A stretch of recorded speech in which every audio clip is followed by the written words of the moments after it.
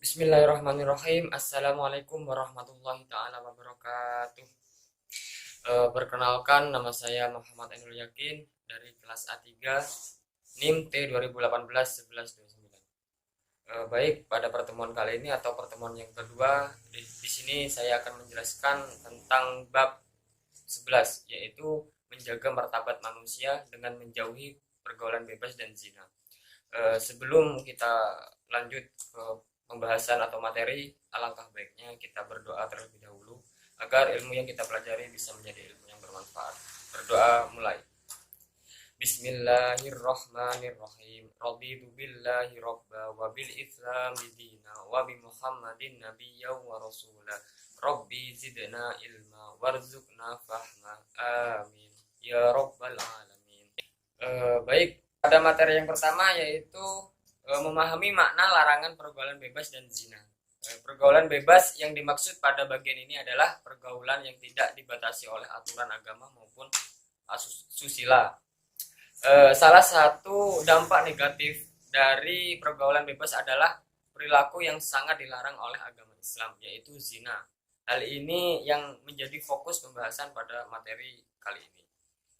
Yang pertama yaitu pengertian zina, yang kedua yaitu hukum zina, dan yang ketiga yaitu kategori zina, yang keempat hukuman bagi pezina, dan yang kelima orang yang menuduh zina.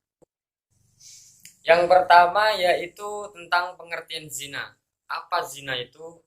Zina yaitu kata zina berasal dari kata zana ya zini, yang artinya hubungan layaknya suami istri antara perempuan dengan laki-laki yang sudah mukalaf atau balik tanpa ikatan pernikahan yang sah menurut agama Islam.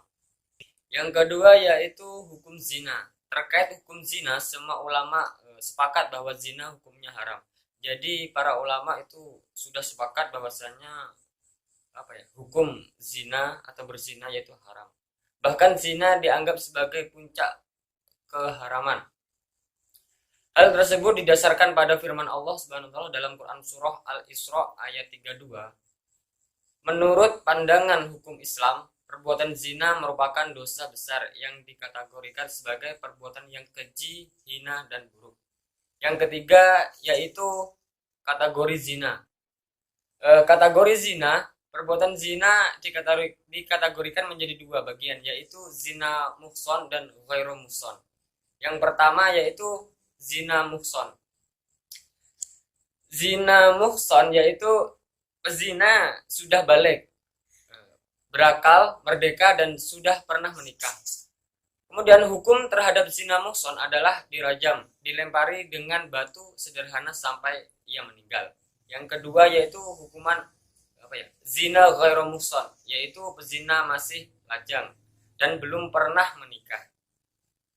Hukumannya adalah didera 100 kali dan diasingkan selama 1 tahun. Yang keempat yaitu hukuman bagi pezina. Dalam hukum Islam, zina dikategorikan perbuatan kriminal atau tindakan pidana. Oleh sebab itu, orang yang melakukan dikenakan sanksi atau hukuman sesuai dengan syariat agama Islam. Kemudian hukuman pelaku zina ada dua, yaitu sebagai berikut. Yang pertama yaitu dera atau pukulan sebanyak 100 kali. Bagi pezina ghairu muhson dan ditambah dengan mengasingkan atau membuang pelaku ke tempat yang jauh dari tempat mereka. Hal ini didasarkan pada firman Allah Subhanahu wa taala dalam Quran surah An-Nur ayat 2 serta hadis Nabi Muhammad SAW yang diriwayatkan oleh Bukhari dan Muslim dari Abu Hurairah dan Zaid bin Khalid. Yang kedua yaitu dirajam sampai mati bagi bezina muhson. Hukuman rajam dilakukan dengan cara pelaku dimasukkan ke dalam tanah hingga dada ataupun leher. Tempat untuk melakukan hukuman rajam adalah tempat yang banyak dilalui manusia atau tempat keramaian. Hal ini didasarkan pada hadis yang diriwayatkan oleh Bukhari, Muslim, Abu Daud, dan Tirmizi. Kenapa hukumannya diletakkan pada tempat yang ramai dengan istilahnya ramai dengan manusia. Hal ini dikarenakan agar manusia yang ingin melakukan perbuatan zina mereka teringat dan takut akan hukuman perbuatan zina. Yang kelima yaitu hukuman bagi orang yang menuduh zina. Mengingat beratnya hukuman bagi pelaku zina, maka hukum Islam telah menentukan syarat-syarat yang berat bagi terlaksanakannya hukuman tersebut. Yang A yaitu hukuman dapat dibatalkan bila masih terdapat keraguan terhadap peristiwa atau perbuatan zina tersebut. Hukuman tidak dapat dilakukan setelah benar-benar diyakini bahwa tidak terjadi perzinaan. Yang B atau yang kedua yaitu untuk meyakinkan perihal terjadinya zina tersebut, syaratnya harus ada 4 orang saksi laki-laki yang adil. Karena kesaksian 4 orang wanita tidak cukup untuk dijadikan bukti, sebagaimana 4 orang kesaksian laki-laki yang fasik. Yang C yaitu kesaksian 4 orang laki-laki yang adil ini pun masih memerlukan syarat. Syaratnya yaitu setiap laki-laki tersebut harus melihat proses kejadiannya tersebut. Yang dimaksud kejadiannya yaitu kejadian zina. Yang D yaitu andaikan seorang dari keempat saksi menyatakan kesaksian yang berbeda dengan kesaksian 3 orang lainnya, atau salah seorang di antaranya mencabut kesaksiannya, maka terdapat mereka semuanya dijatuhkan hukuman menuduh zina. Sekarang sudah jelas ya, dari penjelasan di atas atau pengertian di atas bahwasanya Islam melarang keras hubungan seksual atau hubungan biologis di luar pernikahan. Apapun alasannya, karena perbuatan zina sangat bertentangan dengan fitrah manusia dan mengingkari tujuan perbuatan rumah tangga yang sakinah mawaddah warahmah. Islam menghendaki agar hubungan seksual tidak saja sekedar memenuhi kebutuhan biologis, tetapi Islam menghendaki adanya pertemuan 2 jiwa dan 2 hati di dalam menuntut rumah tangga yang tenang, bahagia, saling setia dan penuh kasih sayang. Begitu banyak dampak negatif yang ditimbulkan dari pergaulan bebas. Yang diantaranya yaitu yang pertama yaitu mendapat laknat dari Allah Subhanahu wa taala dan Rasulnya. Yang kedua yaitu dijauhi dan dikucilkan oleh masyarakat. Yang ketiga yaitu nasab menjadi tidak jelas. Yang keempat yaitu anak hasil zina tidak bisa dinasabkan kepada bapaknya. Yang kelima atau yang terakhir yaitu anak hasil zina tidak berhak mendapat warisan. Yang selanjutnya yaitu yang B, ayat-ayat Al-Quran dan hadis tentang larangan mendekati zina. Yang pertama yaitu tentang Quran surah Al-Isra ayat 32 yang bunyinya A'udzubillahi minasyaitonirrajim, Bismillahirrahmanirrahim, wala taqrabuz zina innahu kana fahisatan wa sa'as sabila. Shadaqallahul adzim. Yang artinya, dan janganlah kamu mendekati zina, itu sungguh suatu perbuatan keji dan suatu jalan yang buruk. Yang C yaitu kandungan ayat. Secara umum, Quran surah Al-Isra ayat 32 yaitu mengandung larangan mendekati zina serta penegasan bahwa zina merupakan perbuatan yang keji dan suatu jalan yang buruk. Allah Subhanahu wa taala secara tegas memberikan predikat terhadap perbuatan zina melalui ayat tersebut sebagai perbuatan yang merendahkan harkat, martabat dan kehormatan manusia. Kemudian Imam Suyuti dalam kitabnya Al-Jami' Al-Akbar menulis bahwa perbuatan zina dapat mengakibatkan 6 dampak negatif bagi pelakunya. 3 dampak negatif menimpa di dunia, yang ketiganya yaitu menimpa di akhirat. Yang pertama yaitu dampak di dunia. Yang A yaitu menghilangkan wibawa. Pelaku zina akan kehilangan kehormatan, martabat atau harga dirinya di masyarakat. Bahkan pezina disebut sebagai sampah masyarakat yang telah mengotori lingkungannya. Yang B yaitu mengakibatkan kefakiran. Perbuatan zina juga akan mengakibatkan pelakunya menjadi miskin sebab ia akan selalu mengejar kepuasan nafsu. Pelaku pelaku harus mengeluarkan biaya yang tidak sedikit hanya untuk memuaskan nafsunya saja. Yang C yaitu mengurangi umur. Perbuatan zina tersebut juga akan mengakibatkan umur pelakunya berkurang lantaran akan terserang penyakit yang dapat mengakibatkan kematian. Saat ini sudah banyak sekali penyakit berbahaya yang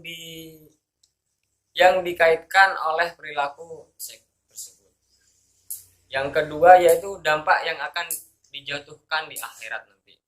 Yang pertama atau yang A yaitu mendapat murka dari Allah Subhanahu wa taala. Perbuatan zina merupakan salah satu dosa besar sehingga para pelakunya akan mendapatkan murka dari Allah Subhanahu wa taala kelak di akhirat. Yang B yaitu hisab yang jelek, banyak dosa. Pada saat hari perhitungan amal yaumul hisab, para pelaku zina akan menyesal karena mereka akan diberikan betapa besarnya dosa akibat perbuatan zina yang telah dilakukannya. Yang C atau yang terakhir yaitu siksaan di neraka. Para pelaku perbuatan zina akan mendapatkan siksa yang berat dan hina kelak di neraka. Dikisahkan pada saat Rasulullah SAW melakukan Isra dan Mi'raj, beliau diberikan atau disuguhkan ada sekelompok orang yang menghadapi daging segar, tetapi mereka lebih suka memakan daging yang amat busuk daripada daging segar tersebut.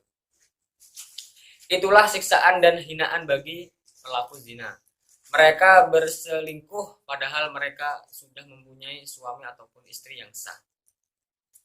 Kemudian Rasulullah SAW juga diperlihatkan ada suatu kaum yang tubuhnya mereka sangat besar, namun bau tubuhnya sangat busuk, menjijikkan saat dipandang, dan bau mereka seperti bau tempat pembuangan kotoran. Kemudian Rasulullah SAW bertanya, siapakah mereka? Kemudian dua malaikat yang mendampingi beliau menjawab, mereka adalah pezina laki-laki dan perempuan. Yang selanjutnya yaitu tentang Quran surah An-Nur ayat 2 yang bunyinya A'udzubillahi minasyaitonirrajim. Bismillahirrahmanirrahim. Az-zaniyatu waz-zaniyatu fahlidu kullu wahidin minhuma mi'atan jadalah wa la ta'khudhukum bihima ra'fatu fi dinillahi in kuntum tu'minu billahi wal yawmil akhir wal yashhad adzabuhuma dha'ifatun minal mu'minin. Shadaqallahul azim. Yang artinya yaitu pezina perempuan dan pezina laki-laki deralah masing-masing dari keduanya 100 kali, dan janganlah rasa belas kasihan kepada keduanya, mencegah kamu untuk menjalankan agama hukuman Allah Subhanahu wa taala. Jika kamu beriman kepada Allah Subhanahu wa taala dan hari kemudian, dan hendaklah pelaksanaan hukuman mereka disaksikan oleh sebagian orang-orang yang beriman. Yang selanjutnya yaitu kandungan Quran surah An-Nur ayat 2, yaitu perintah Allah Subhanahu wa taala untuk mendera pezina perempuan dan pezina laki-laki masing-masing 100 kali. Yang kedua yaitu orang yang beriman dilarang berbalas kasih kepada keduanya untuk melaksanakan hukuman Allah Subhanahu wa taala.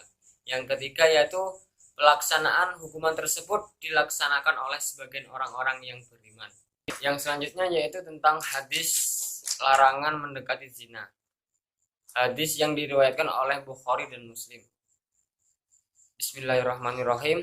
An Jabir bin Abdillah qala Rasulullah sallallahu alaihi wasallam, wa man kana yu'minu billahi wal yawmil akhir fala yahluwanna bi imraati laisa ma'aha dzu mahramin minha fa in salisahuma syaitan. Yang artinya, barang siapa beriman kepada Allah Subhanahu wa taala dan hari akhir, maka janganlah berdua-duaan dengan wanita yang tidak bersama mahramnya, karena yang ketiga adalah setan. Hadis riwayat Ahmad. Dalam pandangan Islam, zina merupakan perbuatan kriminal jarimah yang dikategorikan hukuman hudud, yakni sebuah jenis hukuman atas perbuatan maksiat yang menjadi hak Allah Subhanahu wa taala. Tidak ada seorang pun yang berhak memanfaatkan kemaksiatan zina tersebut, baik oleh penguasa ataupun pihak berkaitan dengannya, berdasarkan Quran surah An-Nur ayat 2. Kemudian pelaku berzina baik laki-laki maupun perempuan harus dihukum dengan dicambuk sebanyak 100 kali. Namun jika pelaku perzinaan itu sudah muhson, pernah menikah sebagaimana ketentuan hadis Nabi SAW, maka diterapkan hukuman rajam. Mungkin cukup sekian yang dapat saya sampaikan dalam penyampaian materi pada kali ini. Sebelum kita akhiri materi pada kali ini, hendaknya kita berdoa terlebih dahulu agar apa yang kita dapatkan pada pertemuan kali ini bisa menjadi ilmu yang bermanfaat. Berdoa mulai. Subhanakallahumma wa bihamdika asyhadu an la ilaha illa anta astaghfiruka wa atubu ilaik. Walhamdulillahi rabbil alamin. Kurang lebihnya saya mohon maaf. Assalamualaikum warahmatullahi taala wabarakatuh.